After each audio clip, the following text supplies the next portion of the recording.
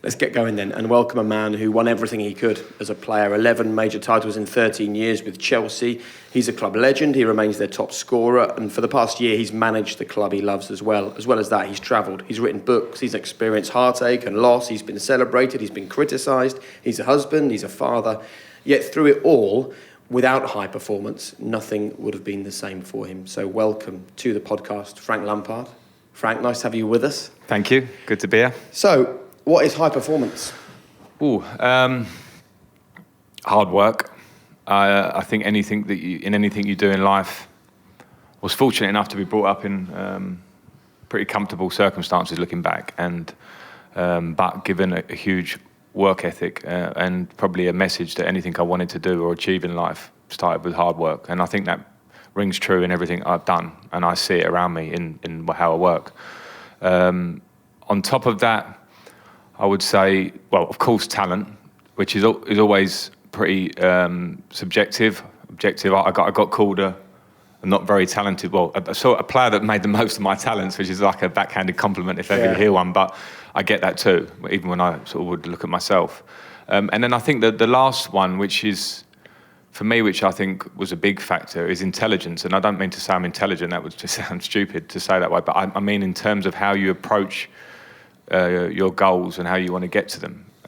For instance, in football, I would say it's how you train smart, how you think smart, how you prioritise what the things you need to do to get to as high up as you can be. And I think that's certainly something I feel very mirrored in my playing career to my management career and how I see it. Well, let's start there then. I'm really interested to know where that intelligence came from, because there'll be people listening to this podcast who want to be successful. They want to make the most of their talents. They want to live their dreams and achieve their ambitions. And to do that, they need the intelligence to know what to do. Where did that come from for you? I think when I go back to the beginning and I talked about the comfortable circumstances, I think I was fortunate in terms of where my career went, because I had a father who was a football player. So as I grew up, he was a coach at that point. And then a mother who was incredibly supportive in how she brought me up and almost gave me the nicer touches, and my dad gave me the harder touches. But I think my dad, when it came to football, was very open to making me aware of what my shortcomings were at the time. Pace, body shape, left foot, heading, whatever. And so I feel like as I grew up, I was always listening to that, and I carried that through my career. Even when I was playing probably at the top of my game, or as close to the top as I got, I still had a lot of complexes is the wrong word, but I was aware of what I felt were deficiencies, and I just attacked them in the only way I could, which was how I trained, how I thought about them. And so that's when I say intelligence again. I don't mean it as in getting top marks or anything. It's just how I tried to approach things, because I felt like I was always open to self-criticism, and then, okay, how do I not just look at what I'm not good at, but how do I make it better? So can I ask you about your mum and dad then? Because reading about your background, it seems like a bit of a yin and yang of your parents. Your dad was very driven and focused in his own career, and he passed on those attributes to you, and yet your mum does seem to have been more nurturing and developed the softer side of you. So one of the things that I read, a quote that you'd said, the piece of advice your mum had passed on was you needed to learn to be kinder to yourself. Yeah. I mean, the yin and yang's perfect, because my dad came from he had a tough upbringing, much tougher than mine. He lost his father when he was very young, and had to fight to get to become a professional footballer. And he kind of carried that demeanour, very old school, very, very strong, would tell you, I remember driving home from Sunday morning games, and I've said this before, but he would be sort of shouting at me in the car. Looking back, I was like, I don't understand how you can be shouting at me when I was like 12, 13 years of age. And then I'd get home and I would be crying, and my mum would be the one that would bring me, I don't know, my lunch or a cake or something. That's probably why I was a chubby kid, but she would be the one that would settle me down. And so I think I'd like to think that I took both of those sort of sides of it in my professional career. Got driven by my dad in that tough way, but had my mum giving me those sort of moments. And I remember as I got older, my mum would always be the one, because I'm quite reactive. If I take criticism when I was playing, I'd want to say something back. I'm a bit like that in life, and my mum was always the one to say to me, just rise above it. I remember saying that all the time, rise above, rise above. And when I was younger, I couldn't quite understand it as much as I probably think about it now. And I still don't always rise above it, don't get me wrong, I'm reactive still. But when you have those moments, sometimes you think about mum's words, and probably my dad's actions were probably what kind of moulded me in a footballing sense, for sure, but in a life way as well. Yeah. One of the things that we talk about a lot on this podcast is resilience, and giving your children resilience to deal with the challenges that are in front of them. At the time, it sounds like it was quite difficult and painful to be shouted at by your dad and to be given some home truths. Do you think, on reflection, that was him instilling the resilience in you? So when you got to the challenges of professional football, you were able to draw on the experiences of sitting in the back of that car as a 12-year-old and cope with what came your way? I think he would claim that was the plan.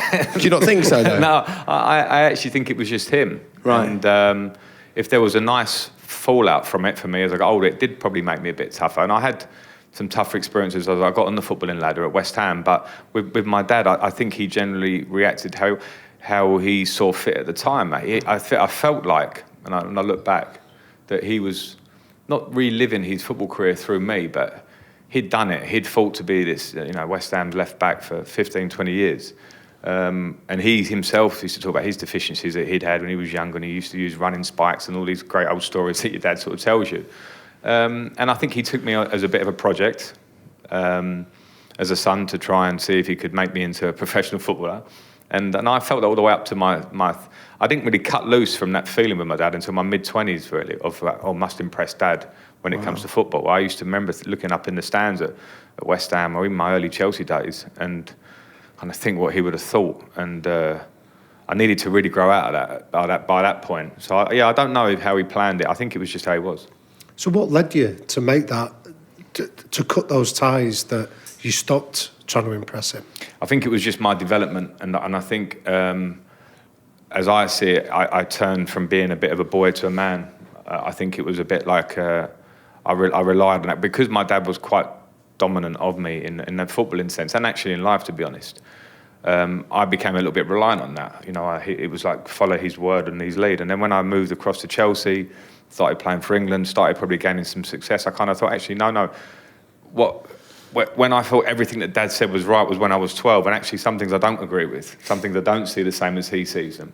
Maybe that started to, look at my mum's side then, or different things in life. Yeah. And I actually started to get be my own person, really, and I probably moved away. And I don't want to make it sound like a big breakup, it's not. But in my professional life, I started to feel differently.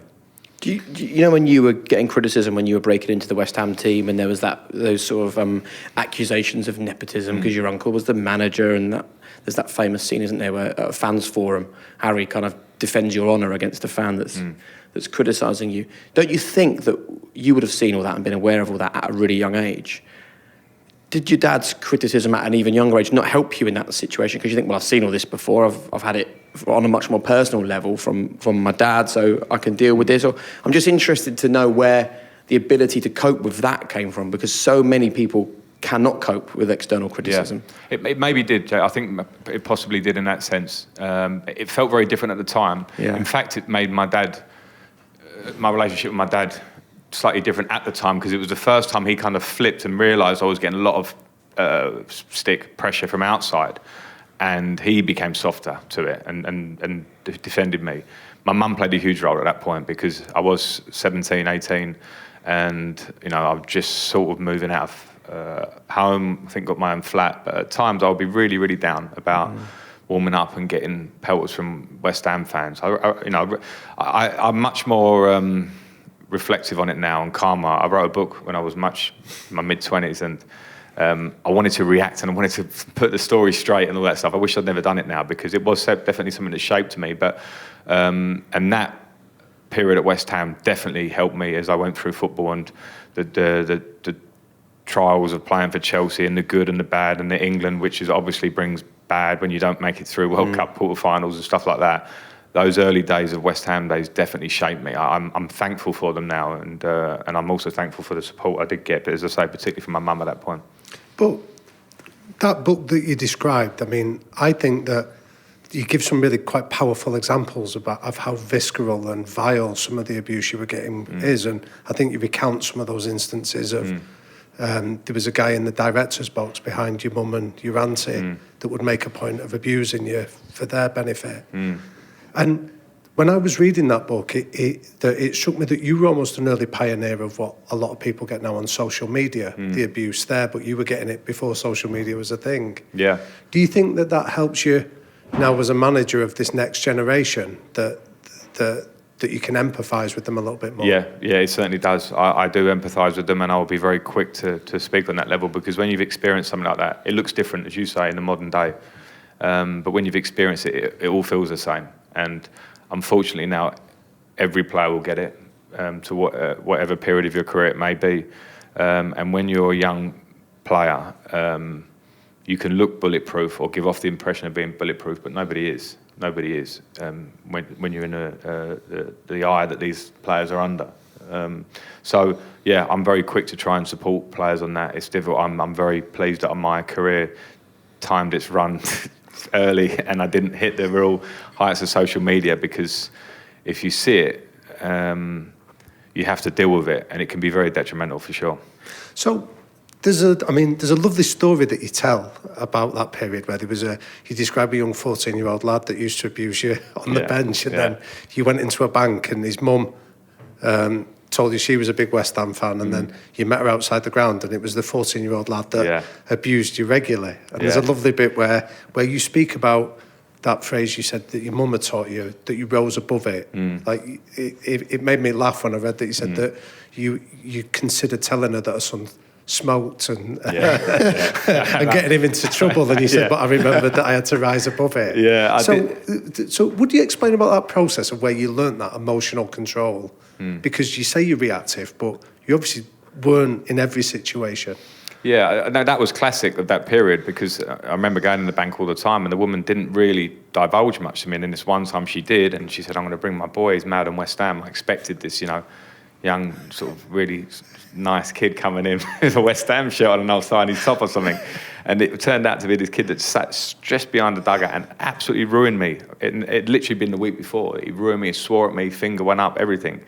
And so it was like, I suppose, like the more you experience that thing, a lot of that stuff, I think, can feel worse when you hear it from a distance. I remember my sisters used to come to games and say things to me that they'd heard.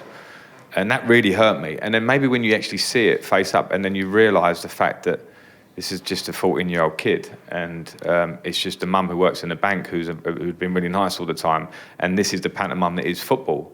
You kind of actually manage to distinguish what's important and what's not. And I suppose those little experiences, and it's not just me, I don't want to sound like I'm sort of crying here too much about it, because I think, as I say, not just football, in life, everyone has these little knocks that you must get over, and they feel really painful to you at first. Then you go through it again, and then you realise, and then I started to play better. I got my foot in the first team, started to believe in myself a little bit more, and those little digs became just things that spurred me on. I didn't really feel that until I left and went to Chelsea, right? Because that's when I felt like, hang on, I'm on a different path here. I knew I needed to get away from West Ham, because my time there was tainted. I don't have nice memories of it, and I'm not saying that as a tribal dig at a fellow London club, because now I'm a Chelsea man. I just don't have nice memories of it, but I still, that's not to say I don't realise how much it shaped me and how much the opportunity that I got given at the club. That is the key thing, I think, is that even if something's painful, it doesn't mean it isn't valuable. Yeah. And, there's a phrase I often use, which is, it's never been harder to be ourselves these days, because it's never been easier for other people to criticise us. Right.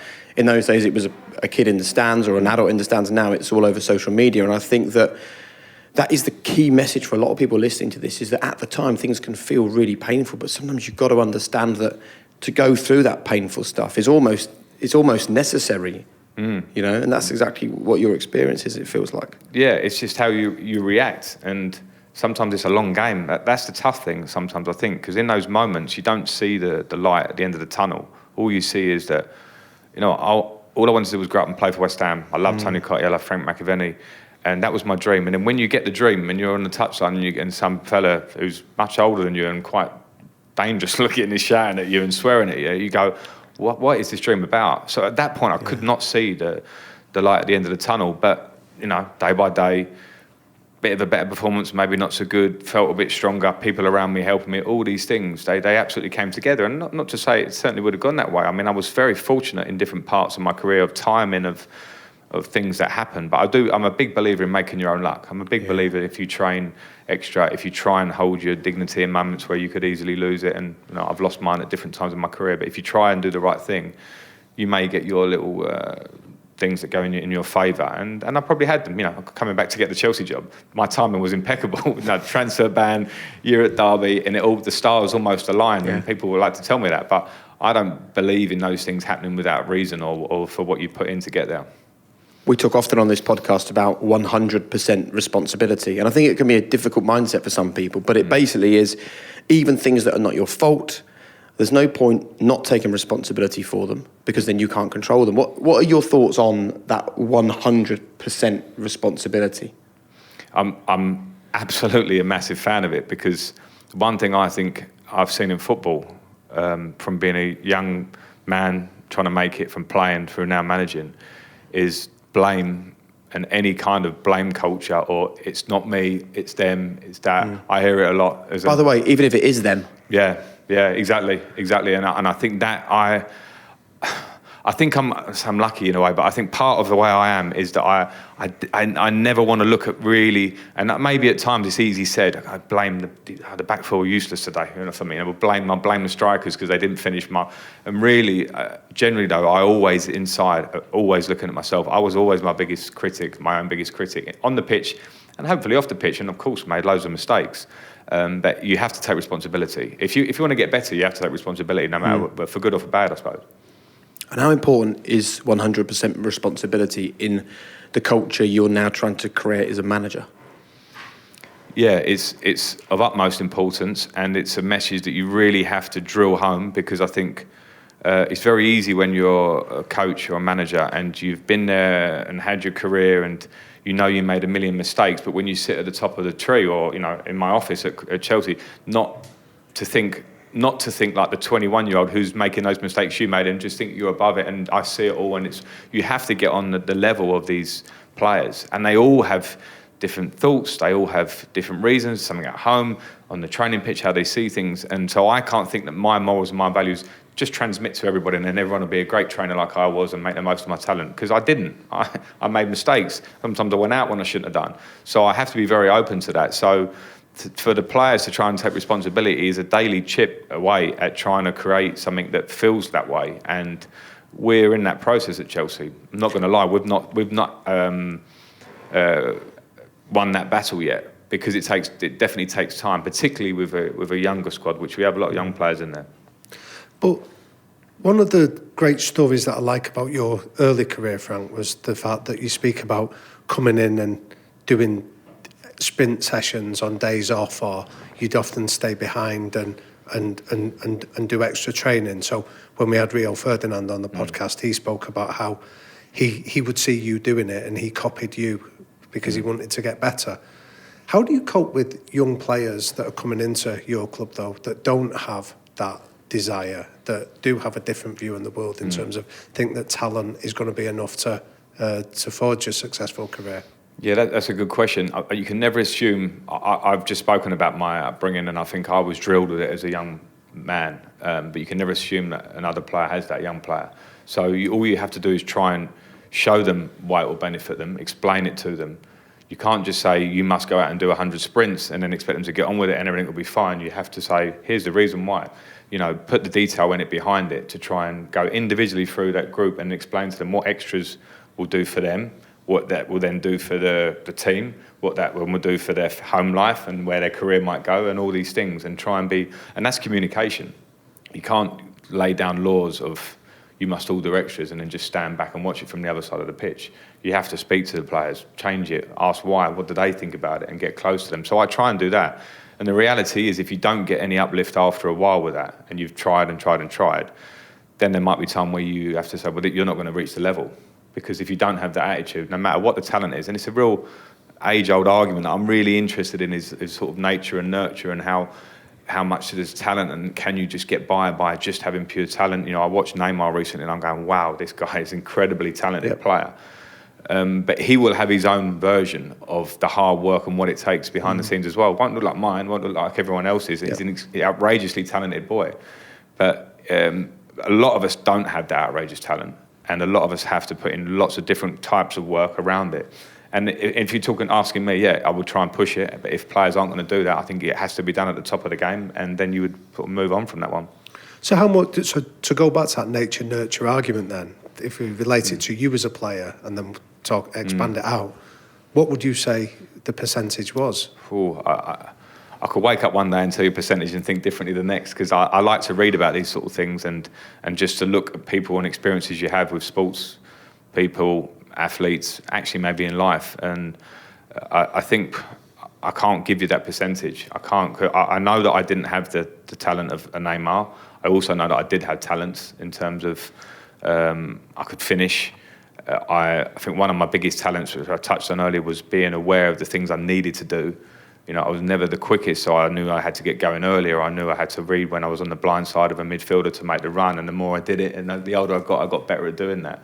So I would probably say I'm quite heavy on the nurture, but I don't know exactly what the percentage is. But haven't we just talked about 100% responsibility?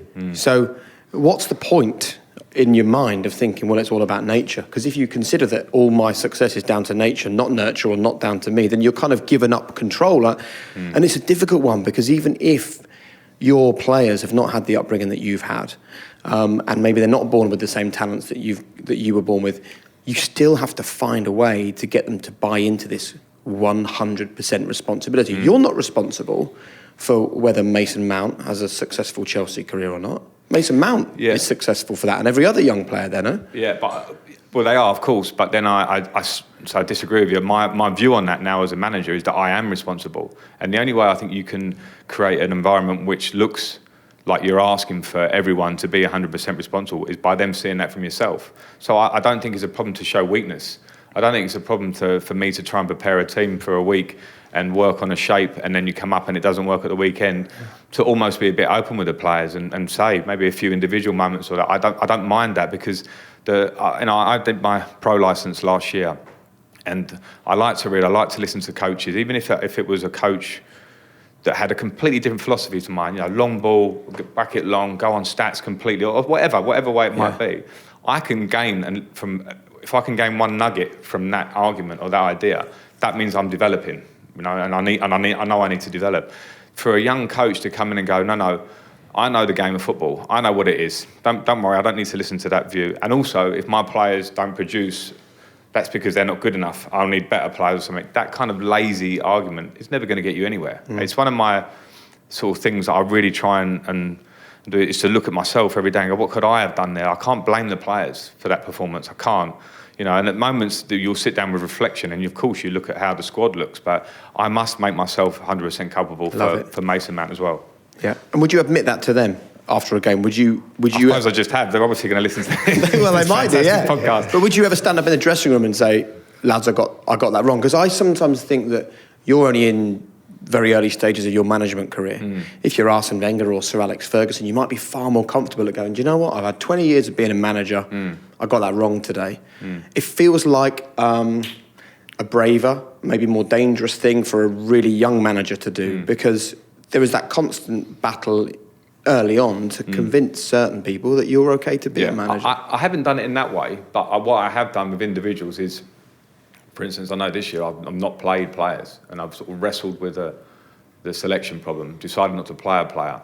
We've not gone so well, and I've said to the player, that was a mistake. I made a mistake not playing you there. And little things like that. I bet that's quite powerful, actually. I like to think so, because I kind of think, what would I want to hear as a player? And I think that to have, and a good friend of mine recently told me, we were talking about communication, and it was saying, if you don't communicate, and this is probably, I'd never heard this before, but it was about how negativity or the wrong understanding will just contaminate that space of not communicating. So if I drop that player, don't say a word, feel like it went wrong myself, don't mention that to him, and pick him or don't pick him next week, I've got no idea of control about how we're going to take that. Where at least if I can go and say, okay, yeah, you know what, I made a mistake there. I feel that, and I feel you'll get something back there. Whether you get a blank face, an angry face, or whatever, those difficult conversations, fortunately, are par for the course for me in the job I do. But if I don't and take the easy out, which I have taken at times. Last year at Derby, when I first got in, it was like, these difficult conversations, I'm going to put that one off. And maybe sometimes you still do, but generally you've got to try and hit them as much as you can. So what would you say has been the single biggest thing that you've learned in the couple of years that you've been a head coach now then, Frank?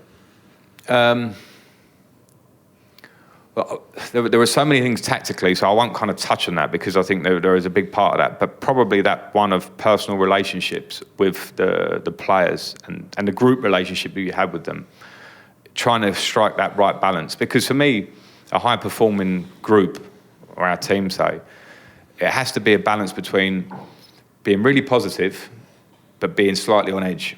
So it's like, how positive can I be that I don't want to sound like I'm, just trying to be a cheerleader here and not see that we've lost 2 games on the bounce or something. I can't just keep being positive. And when we're winning and it's great, how can I keep them on edge so they don't think, we're going to win every game? Because I've seen that one before many times, and then you lose the next. So I think I try to create that kind of balance, and I'm still striving for that. I still think a lot about that and go over it myself and go, have I been positive? Have I spoken to that player enough? Did he get what I felt there? And how can I help each individual? And I think you do have to keep analysing that one because it's always different. But I think that's the thing I've learned, that you can't neglect that side of it and think I'm just going to be the master coach, because I'm not. I'm not the master coach and I'm not the great psychologist, but I'll do my best to do what I can see in front of me, and hopefully we'll get success. Go on. Well, it sounds very much like we go back to that yin and yang of the way you were parented, the hard message as well as the nurturing, support and encouragement. Yeah. But which leads us to, there's a really interesting area that I want to explore with you, this idea of family and how important family bonds are to you. So when you speak about the West Ham experience, it sounds that a large part of your emotion came from the fact that you felt betrayed. You'd grown up in an East End family. It was seen as a family club, and yet they rejected you.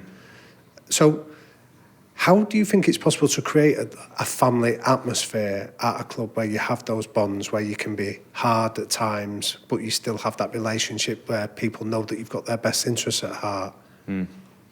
Yeah, I mean, that's what I'm striving for. I mean, I agree. The fact you're right, and the family thing with my nan lived around the corner from West Ham, and I felt like, I was a crazy young West Ham fan. And then when it went the other way on me, I kind of questioned, not the club, I questioned people.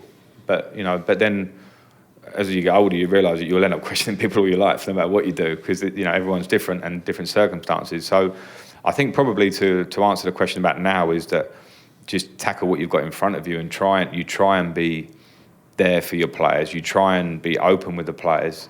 You try and create a togetherness between them as a group, and that's hard. That's hard because we play at the top of elite sport. I've got 25 players, say, whatever our squad is at any time, and I can pick 11. And the other ones generally probably don't like you on a Saturday afternoon or whenever it is. So it's not as cut and dried as saying it's the easy one after a win. And I'll come out and speak afterwards, or the players and go, you've got great team spirit here. And then when you lose, you kind of go, all of a sudden you have to go, there's a team spirit not so good this week because you lost. Yep. So it's not like a simple one to say we've created a great family atmosphere. That can only come at the right end when you probably won it or feel like you've achieved such great success, and then people put it together. The building blocks for that are huge because it's a really easy thing to say. But to have the family feel in a really competitive, high performance sport is tough and takes a lot of work, and it doesn't look like the ideal family. It doesn't look like sure. that. But what would you say are the building blocks of doing that then? Well, communication for sure. Making the message clear to the players of what you want from them on the training pitch. Having an idea with the players that I want us to be a group of good people as well as good players and a good team. I think you have to have respect amongst each other, and you definitely at the top of the club set that tone. Like, that is definitely on me. I'm 100% responsible for that one, and you try and promote that regularly in how you train, how you act, and if you see things that you don't like within the group, you have to act upon them to try and make sure that you go. I don't want a beautiful family. I want players that can rely on each other when they go out on the pitch. They're going to be tough and back each other up at the right moments. And that, as I say, that doesn't look like the beautiful family. And that's life. There are lots of things in my family, without going into detail, that are not perfection. That's life. But you just try and do your best. And how do you get the balance between having a close relationship with a player so that when the time is right, you can put your arm around them and tell them that you're there for them. And at other times, making it clear that they are the players, you are the manager, and there is a big distinction there. I wonder whether that's something that you've wrestled with particularly in your first year at Chelsea and probably at Derby as well. Yeah, no, I do wrestle with it a lot. I think you can do it. I think when the idea of being straight with a player always helps. And honesty is a difficult one because sometimes it's really hard to be honest because you can say things that could really that hurt the player if you wanted to be, absolutely honest. But I think you can be straight and be very and be caring in how you speak to the players. I think they'll accept the good and the bad. They might not at that moment. They might walk off not liking you. They might go and tell someone else that I don't really like him so much or whatever. But I do think, because I had managers that I worked for that at the time I didn't have the best relationships with. In my reactive way, back in the day, I would have gone, don't like him because he didn't pick me so much. Now I'm older, I get it. I get the problems that they had trying to deal with me. So I try and sometimes, when you speak to the players, don't just try and be the cutting manager that's making the decision. Give them maybe something, not a story, because they definitely don't want to hear my stories all day, but give them an experience maybe, or talk about a bigger picture, maybe try and come from it from a different angle. Because I do think players sometimes respond when you actually, I spoke to a player recently who was having a tough time playing. And I referred to tough times I had planned, and I was understanding of the fact, because I had many a tough time. I took my foot off the pedal sometimes, just played bad in certain games, took criticism at times, and as I say, it always comes. So I think to try and speak to the players in a pretty grown-up way and explain that this is it, means that you can sell both sides, the good and the bad moments to them. And you spoke earlier about the way to communicate with people, and I'm in complete agreement with that, because I think if you are doing your best and it comes from the heart and you're doing it for the right reasons, you can never cause an issue by communicating. And it's one of my frustrations, my other job as a football presenter, I always want to speak to managers and particularly directors of football, people who set the agenda at a club, people who decide on the culture of a football club, because when things go wrong, they don't talk. So people just jump to conclusions and assume that they either don't care or they don't know what they're doing. And if they were able to come out and talk more openly and explain why a certain move or a certain player or a certain situation hasn't worked out positively, I think it would help them, because people would realise, they do care. They, like everyone, things just go wrong sometimes in life. And I think as long as a manager you've got the best intentions, it's never the wrong thing to share how you truly feel with your players. And I wonder if that's something that's changed. When you were growing up, managers were quite autonomous a lot of the time, weren't they, in those days? And this is my way or the highway. And I think now managers like you and Jurgen Klopp and Maurizio Pochettino, it's about taking those players with you on the journey, isn't it? Yeah, I was interested when I listened to you speak with Pochettino, actually, because I think you mentioned, I'm pretty sure it was on your podcast, but he mentioned about coming in with non-negotiables as a manager. That's right. And then realising that he couldn't quite stick to those non-negotiables. And I absolutely got that, because when you come into management and you can have a really firm idea, I will not accept somebody being late. I will not accept it if they don't. I will not accept that kind of performance. And then when you come and you go, he's been late, but you need him at the weekend. Do you have to say it? Do you know what I mean? Yeah. And as a manager, you get probably about, I don't know how many, but loads of them every day.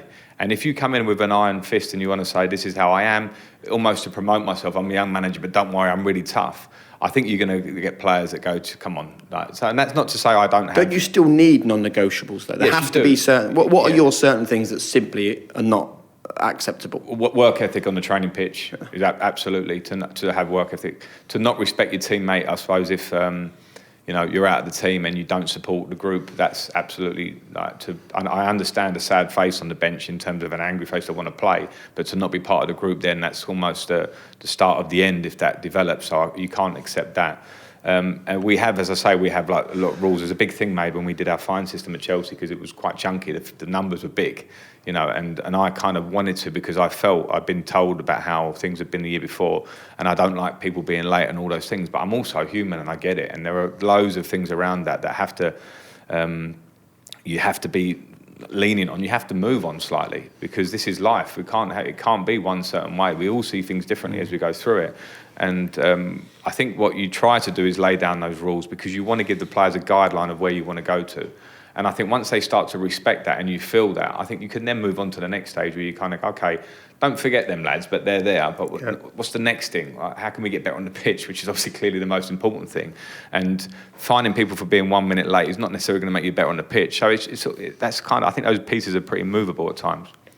So you played for a lot of different coaches over your career. And you know that phrase that for people outside of football is often used of when a coach loses a dressing room. What do you understand by that then? Yeah, I mean, I think I've seen it many a time, and I think the communication one is a big deal. Like, we keep coming back to it, and it's interesting the more you talk about it, because if a player or a group of players don't feel like they have something back from you, for good or for bad, I think you start to lose. That space gets filled with the negativity that we talk about. I think sometimes there's a blame thing in football where maybe it's at times, and I've been involved in this again, where the group of players for some reason feel like the manager is the one that's letting them down, and then you start to feel that relationship break down that way. And some of it I think is an unfortunate, and it's quite a cutting phrase, isn't it? It sounds terrible. If I was a manager that you have that, you read that, you'd be like, oh my God, that's really what I don't want, that's horrible. But I don't think it's as simple as that always. I just think sometimes the balance between players and management or whatever can break down somewhere along the line. So I think you can't walk in fear of that. I think you have to work as well as you can. Try and communicate, try and make the message clear, because I think if you don't have a clear message on and off the pitch, it's an easy excuse for players to go, I didn't quite understand that. So you can never assume that players expect that I come in and that I want to play a different way. That means switching the ball from one side of the pitch to the other rather than short passes. I have to hammer that daily and train that way daily. And then at the end, you know what, if I lose a dressing room when I've tried to do everything I can, or lose a dressing room as that headline might say, I think you can probably walk away pretty comfortable with it. But I think if you lose a dressing room where you haven't addressed loads of issues with players, you've made it a bit negative, you're not the positive face every morning, and you come in and you're upset because they're not doing what you think that they should do, I think then as a manager you'd have to take that as a slant on yourself and maybe accept you're going to lose people if you're not going to work in that way. Okay. And have you become comfortable with the fact that football's a bit of a crazy world, and we've already touched on 100% responsibility in this podcast, but you can take 100% responsibility, you can do your very best job, but your success or your failure is still dependent upon the performances of other people. Have you become comfortable with that fact, or is it still one that you wrestle with a little bit? It's one of the reasons I think management, there's a lot of reasons, is much more stressful than playing. One of them is because as a player you have much more responsibility yourself, and that's it kind of thing. As long as you prepare right and play as well as you can, of course you want to be a team player. As a manager, your responsibility starts on Monday, finishes at the end of the game on Saturday, and then it just restarts for the next game all the time, consistently. So, and you know that whatever you do in the week, I've had games this year where I feel like I prepared as well as I possibly could. That's great. I mean, I know what we're playing against. The patterns went right, the shape of the team's good, my selection feels right, bang, you lose. I had ones where it didn't feel good in the week, then you win. And I know that's life generally a little bit, but there is a lot of businesses out there that you can actually kind of, have markers towards getting to where you want to get to if you feel like you do the right things, and then probably at the end of the year you can kind of go, yeah, we succeeded because look where our stock's gone up, or look where that's ended up. Football doesn't work that way. So it's very important you reflect at the end of the season saying, look about how well you thought you did, but you have to understand that there's that crazy element that you talk about. You can't rely on it. It can't be an excuse, because if I keep saying, like I mentioned earlier, if I want to blame the players, then I may as well forget about it, because I have to take the responsibility completely. But it's why football's stressful on the line, because some days you feel like you've done everything right and it's not happening on match day, and that's one of the unfortunate parts of the job, I suppose. It's also a recruitment business, because every business in the world is a recruitment business, whether you're running a shop, running a factory or running a football club. So as long as you get recruitment right, you should be okay. I'm not talking about getting the best players, I'm talking about getting the right players. Yeah. How do you judge what is a right player for you at Chelsea? What are the things that you look for before you decide, yep, he's the man for me? Well, you have to look at it in the context of the squad that you have. And I had a long year to look at it as I got to Chelsea, because we couldn't bring anyone in. So we had some loans that come back, but they were normally pretty young and they'd come from the Championship. So I've had a long look at it this year.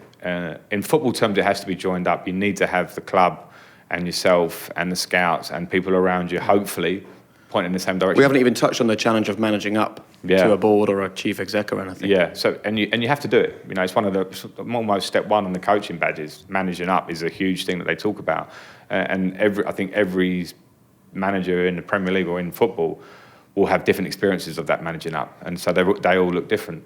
But I think where was I before? Players, what do you need? Yeah. What do you look for? What do I look for? Okay, so you have to look at the balance of the squad and think, well, where do we need to improve? That's clearly a huge thing. And then you go through the process of looking around and what kind of profile you're looking at, depending on what position it may be. What do I want my team to be? Do I want them to be physically great? Do I want them to be really technically great, somewhere in the middle? And you're obviously going to then recruit players along the basis of those lines. That's what your job is as a manager. That's why most managers will come in and go, can I make 2 or 3 signings with my vision, because it will help affect this team, because they're the type of players I want to bring in. And I didn't have that in year 1 at Chelsea. Now, hopefully, we'll see in year 2 that I can bring that to the team to help it. So when I can stand up and talk about my team, I can say, yeah, it is quick and pacey and lots of energy, because look, we work hard on the training pitch is always rule number 1, but the players we're bringing in are taking us in that direction and they're improving us. So I think that process of recruitment is really, really tough, but I think it's pretty simple when you want to break it down like that. They have to improve you. They have to go along with the idea of where you want to go with the team, and then they have to be good people and good influences. How do you judge that, though? You do as much as you can. You do as much as you can in terms of looking at this is not brand new from me today, but the scouting systems are not just looking at players now. They're actually looking at their life, their social media. When you say a good person, how would you define that? I want them to be players that want to come and improve and feel like they play for Chelsea, feel like they want to help us and be successful and be part of a team. So they'll obviously come with a selfish demeanour. I don't want a perfect teammate. That sounds too corny. They have to be a good teammate, of course, but they want to come and actually be good for themselves, whatever their motive might be. They might want to play for Real Madrid in 4 years' time. That's just life. But when they come to Chelsea, I want them to come and be straight into the team and want to work and be hungry and come in and I want to win and not cause problems and not be badly selfish. Like, it's all about me. I want someone who wants to do well because they want to be part of a winning team. That's it. It sounds easy. It's really easy to say because you never know till you actually get them through the door. But you can learn quite a lot by a phone call, a face-to-face meeting,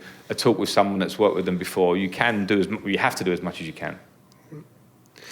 I think you're in a really interesting stage of your career coming into Chelsea, Frank, because you see a pattern emerging through a lot of sort of coaching careers that you get to the initial excitement stage where you come in and then people start doing something differently, and then you hit that messy middle stage, which is where in football coaching that's when most coaches get the sack and they bring somebody in to go back to the start, and yet sustained success requires you to get through that messy middle to then start to make progress to where you are. So, looking at your career now, you're about to enter the messy middle stage of that second season. Yeah. So, what problems do you anticipate are likely to come your way? I think I agree with you, and I think you have to be understanding that you're coming to the messy patch because you have to accept that. And I think our messy patch probably happened actually back end of the season. I think we achieved a lot this season because nobody expects us to come in the top 4, but we lost a cup final and then we lost to Bayern Munich, and it's a bitter taste for me. I go away and I have a bad feeling about those games. So I understand that those issues and problems will come again next year. I and we as staff have to double down. We have to work harder. We have to analyse why we conceded 50 goals this year. And not just me say, yeah, it's because of him and he could have done better and he could have done better. What could I have done to do better? So the messy patch is always going to come. And even if you're Liverpool now, who this year were absolutely incredible, I'm sure Jurgen Klopp's not had his feet up for the last 3 weeks going, okay, well, great players we've got, we're just going to kill it again next year. It will be where's next. So my version of that has to be, how can I keep going and improving and be ready for the messy patch? But at a club like Chelsea, where there is a big turnover of coaches that you've experienced through your time, how do you manage upwards to make sure that you get that patience to know that, the pattern is going to be turbulent at some stage, but how do you ensure that you get the patience to keep faith with it to get through it? Not easy. That's not an easy answer now. I think you can just do your job as well as you can. We come back to communicating again. I certainly think communicating upwards is a good thing because when your tough times come, and it's easy to obviously send an email or make a phone call after a great win because it's the easiest call ever. But after a loss, if you then go quiet and you're not really explaining, and I understand that. If I was an owner of a club and I'm watching and I go, well, okay, so let's see what his reaction is going to be. What's the team next week and all these things. I think if you can communicate, I think it certainly helps that relationship. Whether it buys you time or not, I don't know. But I can't get too far ahead of myself. I can't talk about 2 or 3 year plans too much. I may say it to the media sometimes because I think it's a good thing to kind of lay out there. But at the same time, I'm very aware at a club like Chelsea that even though we had a transfer ban, even though the year was difficult, expectations are going to go up hugely next year. And I just have to accept that as part of the job and try and go about my job as well as I can. And if I am having relationships which mean managing up or managing around me, I have to be as good as I can with those because they're all important, because the tough time will come and I'll rely on all those little ones. And that might not just be managing up, that might be managing the kit man or a member of staff around you, because I've seen how the dominoes can fall very quickly. And I think if you isolate yourself as a manager, or you don't want to open yourself up to all those relationships along the way, I think they fall much quicker. Yeah, it comes back to understanding, doesn't it? And it's a hard one because as the manager, you're kind of the scratching post at that football club for everyone with an issue, from someone like the kit man right up to Roman Abramovich at the top. But particularly when it comes to managing up, and lots of business people listen to this podcast to get decent takeaways for their own business life, and a lot of them will manage up as well. You need to understand, don't you, what Marina is going through, what Roman is going through, not just from a Chelsea perspective, but from their personal lives and their own challenges that they have on a daily basis as well. And that what Frank Lampard wants is not the be-all and end-all of Chelsea Football Club, always. Yeah, I mean, it's one of the biggest things I noticed about going from Derby, which is a big club, a championship club, and going to Chelsea, which is a Champions League club. It's bigger, the network is huge, where the training ground is huge. I walk from my office down to the canteen, there's 4, 5, 6 offices with people doing different work, more numbers, more people. And it's when I realised that Derby actually was pretty easy for relationships because there weren't so many people. And now when you walk into Chelsea, I think I can walk in with an idea. I think this is how, in my opinion, how medical should work, how the loan department should work, how recruitment should work, and all these things. And if I walk in and think I can actually make everyone think the same as I think, I don't think I'm going to do that in 2 seconds. And I think that's coming back to that sort of non-negotiable thing. I have to go in, and even if I don't quite agree or don't quite like it, I have to work with people. I don't have to like them, they don't have to like me that much, but they have to respect me in the workplace. So I noticed that Chelsea was huge, and on a bad day, it's easy to go in and kind of ignore some of those offices because we've lost. And kind of, you have to open up all those conversations. So it's not just managing up, it's understanding how the analyst feels, maybe. We've got a great analysis team and that.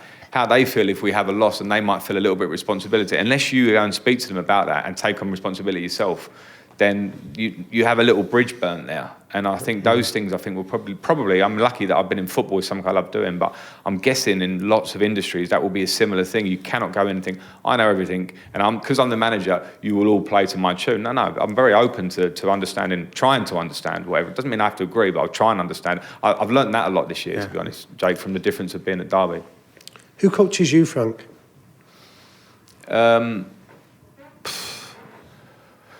I think, well, my staff, definitely, in terms of I'm very open with the staff that I have, and I like to throw things out there. I don't like to come in. Some days I'll come in and say, I've thought about it last night, this is how I want us to train today, but we'll ask for their ideas and their opinions, and so sometimes you get things back that help you become, I think, a better coach, clearly because you trust in them. I always try and listen. I don't go searching for conversations. I always get asked is, do you speak to Jose Mourinho? Do you speak to Harry Redknapp? Do you speak to... I have those conversations if I have respectfully, but I don't go searching for that. I feel like I'm taking responsibility by just trying to learn day by day. So if I can become a better coach, I think it's up to me. It's up to me to be open and take in things. What about at home with your wife, Christine? Because she's not worked in football. She definitely coaches me. She's not. Well, there you go. Because I don't think you have to just come from a football background to be able to give advice, because your entire life, as soon as you arrive at Cobblemore at Stamford Bridge, is only about personal relationships. It doesn't matter what walk of life you're from, if you know how to deal with those, and I'm sure she does. Yeah, I'm very fortunate on that one, Jake. And, I might give you a great headline out of this podcast if one of the papers nick this, but because I do throw a lot of things off Christine, and it's like, she's not like picking what fullback we're going to play at the weekend, but at the same time, if I have certain issues which are lifey issues and actually football issues sometimes, I can definitely go home. I'm fortunate to have that, because I think she's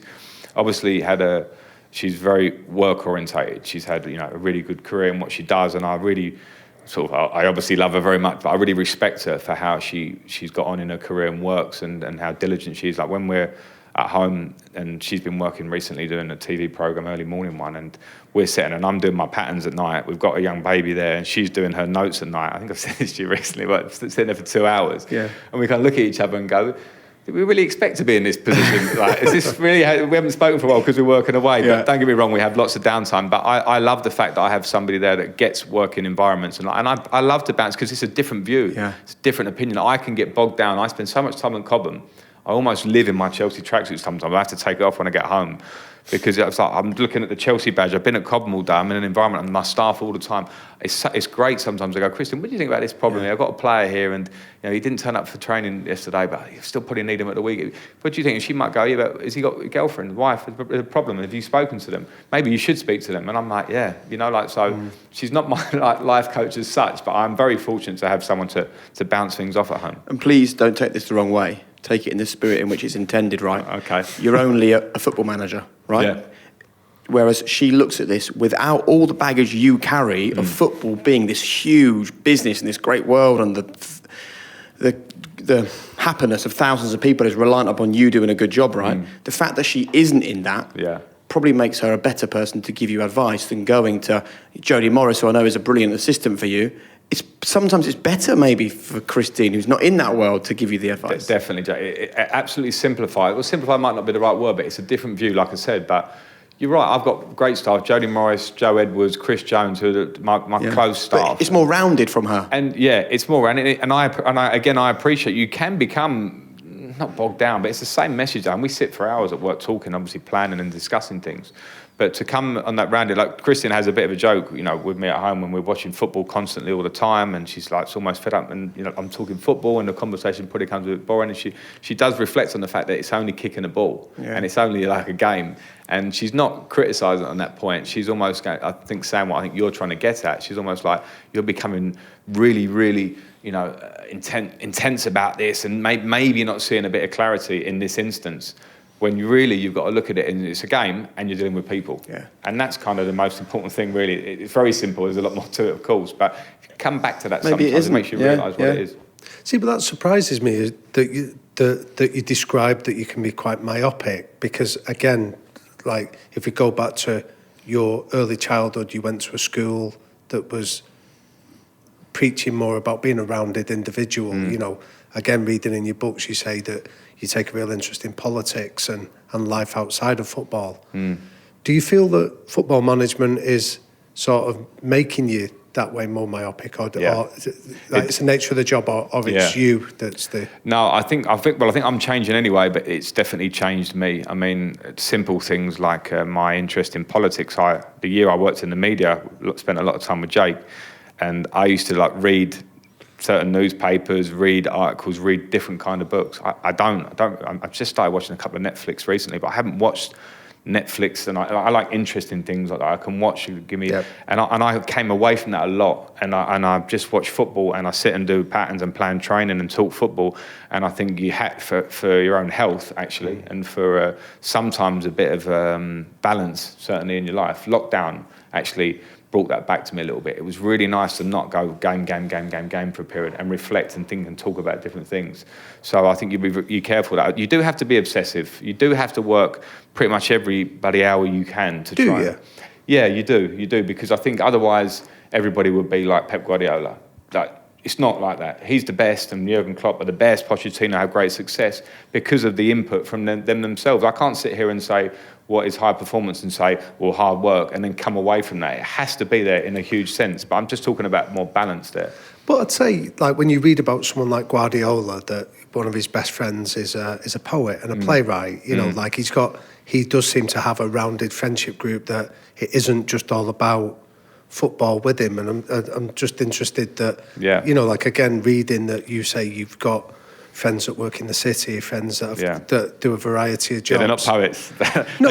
They can drink about 10 pints in an evening easily, but they're not. But I'm surprised I'm surprised that you think you have to be an obsessive about it. But I think you can, to be successful. I think you can be both. I've read a few books on Pep Guardiola and his time at Bayern Munich, and he became obsessive about the system. He was struggling in the beginning to get it, and there was stories of him sitting up through the night, and all these things. And this was pre-management for me when I read this, and I was like, wow, that's intense. And I understand why this fella is as good as he is, because without that detail, you can't get to where you want to be. Not in the modern day. I mean, the old days of saying, the great Liverpool team of the 80s, and I hear pundits say this sometimes, it was great, we used to have 5 sides every day, we used to move the ball so quick, we were a great team.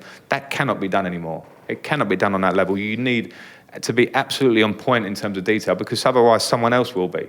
And the adage of you can't blame your players will be a very true one. Yes, of course you need good players. Absolutely you need good players. But if you don't have that detail, and everyone will have probably their ways of, my friend's a poet, I read about Pep Guardiola speaking with people who play chess and loving people for that kind of different angle. And those sort of things I really respect. So I do search for those kind of things. But when it comes back down to it, I do feel it's the input of how much you want to work around your team to be better that is going to define you in management. Well, does burnout concern you then? Yes, I think I can see it. I can see it. I read Jurgen Klopp the other day talking about he may take time off, and he luckily enough, he can probably absolutely choose when that is, rightly so. And he may enjoy that and may not come back. And I get that thought process. So I get burnout from the idea of the manager. I get it maybe from the idea of the message from the players up to the manager. You hear about great managers in teams that have like a 3 or 4 year cycle. I understand that from both sides. And I think this job we're in is so intense and there's so much expectation and pressure that I think burnout can be. And I think you need to take every moment you can to recharge within the year. And I understand managers that want to take time away from it. Why do it then? Because I do love it. And when I had my year off, it was the most beautiful thing to do, because I was very intense as a player on myself for a long time, and I needed to break away from that. But then I had a burning desire to get back in, and I had a burning desire to try and be. I have a burning desire to try and be the best I can be at what I do, and I'm lucky. I do love football, and I want to be the best I can be in it. So, if you took it away from me tomorrow, and that's always possible in this game, I'd miss it. I know that for sure. I love doing it. I just want to finish by taking it back to your mum and the quote that we both read in the book, where you said a great bit of advice from her was just be kinder to yourself. How are you getting on with that? I'm okay with it. I'm okay with it because I try to. I mean, when you mentioned Christine, I've got a fantastic supportive wife. I've got 3 daughters. One relatively young and my elder 2. We've all just been away for a few days in the break that we've had. And those are moments that are just brilliant for me and actually come away from. So I try and be kind to yourself. Maybe it sounds a bit like a false kind of motto now, but I do have to have time. But when you've got good people around you and you look at your daughters and my wife, and then those are the moments that I can be. And I'm in work mode a lot. I can't change that. So when I can snap out of it, Christine snaps me out of it sometimes with our own personal moments.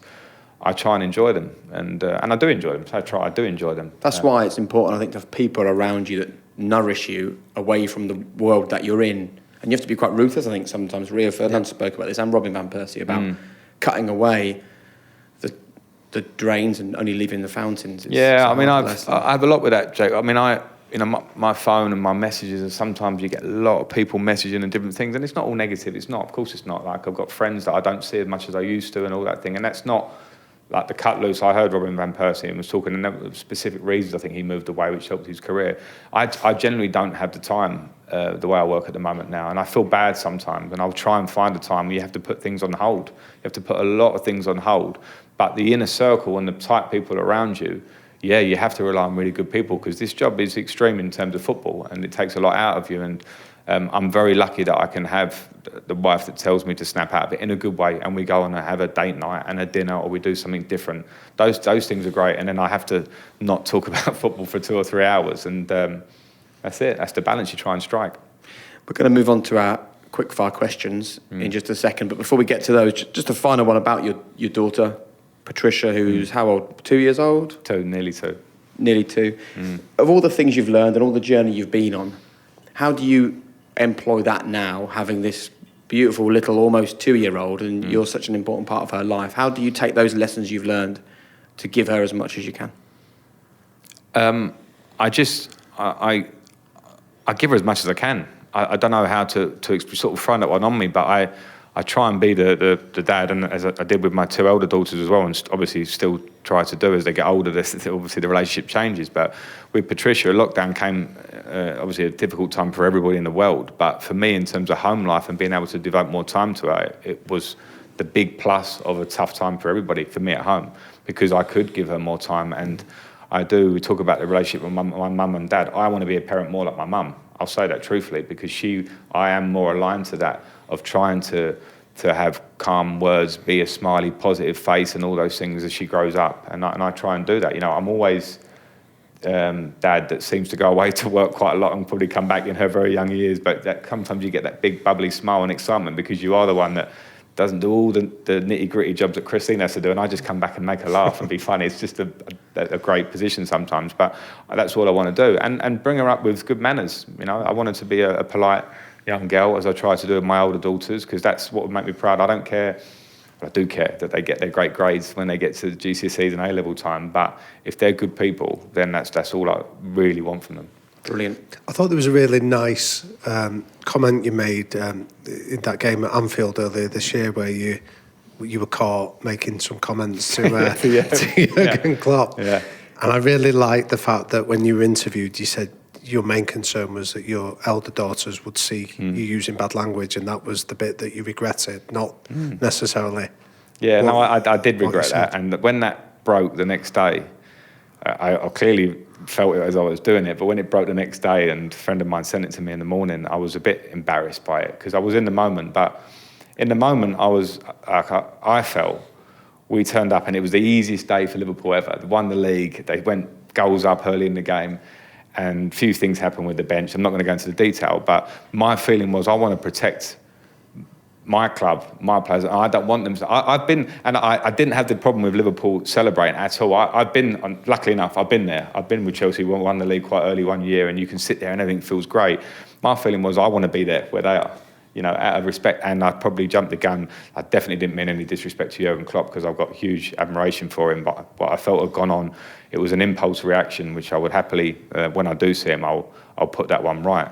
But also I care about my job, and it came out in the wrong way. And even I explained that to my daughters when I got home. And I'll be brutally honest, it's not the first time they've heard it from me in the wrong moment. So, I do try and practice what I preach, but I suppose in adult life it doesn't always work that way. But yeah, I was this way, and not just my own daughters, because you've got millions of Chelsea fans around the world, whether you're young or old. It's not the way I like to carry myself. But in talking about high-level sport, you can't take passion out of the game, and it just came out of me in one little swoop there.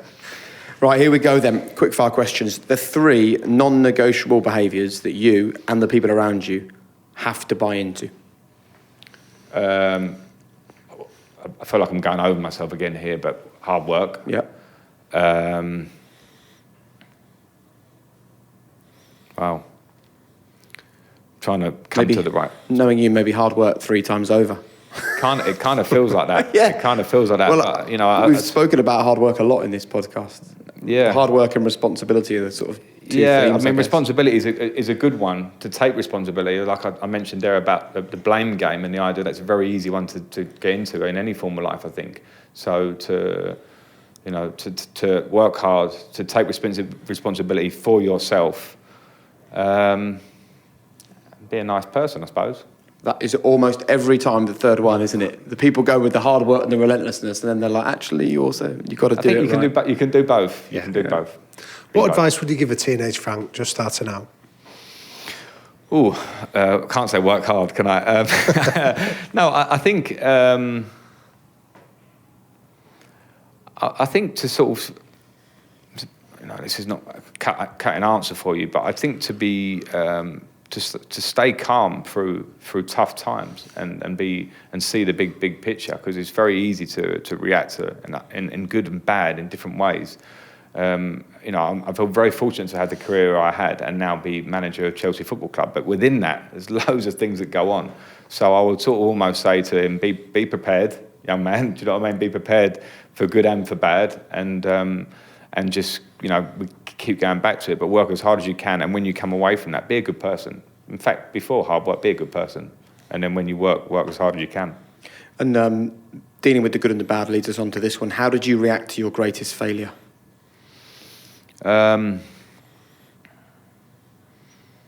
Well, which one of my failures do you want to choose? Whichever one you think is the greatest, I guess.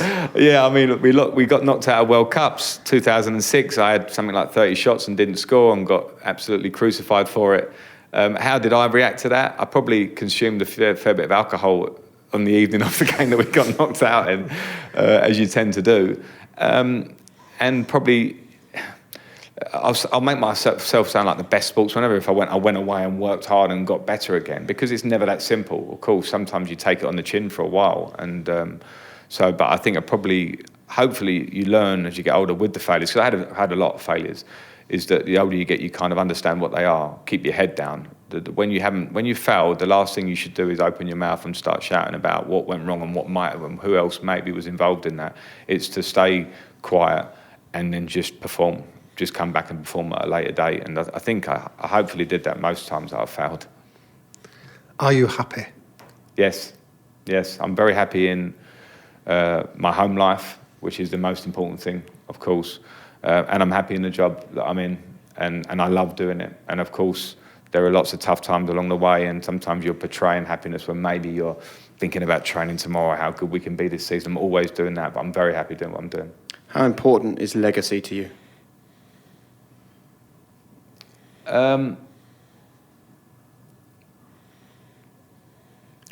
That's a good one. Not that important, and I'll give an example of that quickly. Is that if I was worried about my legacy at Chelsea, I wouldn't have taken a manager's job. So I'm happy that it's there, but that can't be your goal. Maybe when I'm a really, really old man, hopefully, if I live long enough and you sit back at the end of it, you can go, yeah, legacy of that period or that period or that period. At the minute, I don't think about it. I think legacy is something to think about or for other people to talk about with you. So I'm not that concerned about it. And if you could give one golden rule for a high-performance life, Frank, what would that be? I think you probably know. Hard work again, surely. No, but I mean, listen, a high-performance life, career, team, whatever, it looks different for everybody. So it's really hard to give advice. You know, Sir Alex Ferguson had an incredibly high-performing team and career for a long, long time. So do other managers now. They all look different, and I appreciate that. So I wouldn't try and give that. I spoke a lot there about working hard and having the right ethics, but it looks different for everybody. So I suppose do it as you feel it, as what you see in front of you, with absolute demands on yourself to try and be as good as you can be. Because desire to improve daily is a huge thing that maybe I haven't quite picked up on enough there. But every day you wake up, it's what can I do better and never settle. Well, that's probably one of the main things. Yeah, brilliant. Thank you so much. Thank you. Cheers. Agreeing to be part of the High Performance Podcast. Absolute